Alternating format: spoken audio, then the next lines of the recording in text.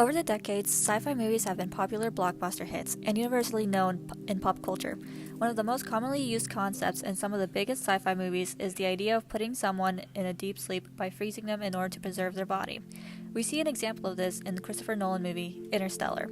A group of astronauts in the near future needed to travel from Earth to a wormhole in order to find another planet for habitation. Due to the gravitational pull of the black hole on the other side of the wormhole, each second on the new planet was equivalent to a single day on Earth. The team utilized this artificial hibernation in order to preserve food and water, and to halt natural aging. This brings us to the question: is the idea of artificial hibernation scientifically plausible for our future space missions? That's what we're here to talk about. The scientific term for this is torpor-induced hibernation. In this video, we'll just call it TIH. In animals, torpor is a survival tactic used to survive the winter months that involves a lower body temperature, breathing rate, heart rate, and metabolic rate.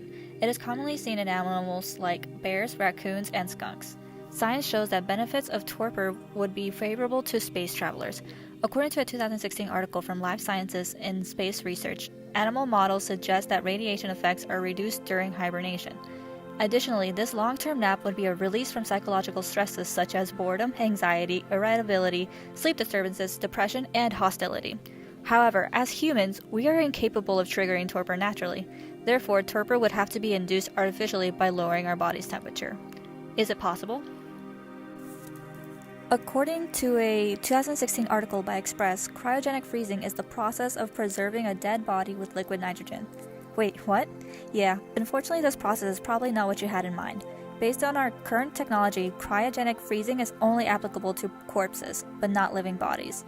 Here's how it works. The process must begin as soon as possible to prevent damage to the brain. First, the body must be placed in an ice bath to gradually reduce its temperature.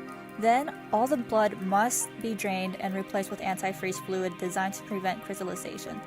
The body is then put into an Arctic sleeping bag and cooled by nitrogen gas for 2 weeks. It is frozen at a temperature of negative 196 Celsius. It is then transferred into a patient care bay where it will remain indefinitely until science advances. It's unfortunate that you might not have heard what you wanted to hear.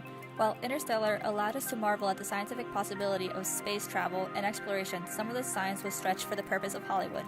It's okay, Matthew, but you must be thinking, where are we now?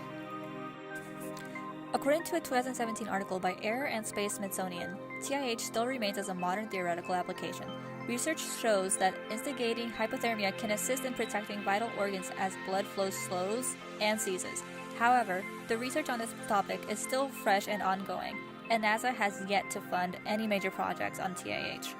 On the bright side, more independent projects are discussed and highlight the potential that TIH has to offer to space travel. Maybe one day, the concept of Interstellar may be more than science fiction, but just science. Thanks for watching.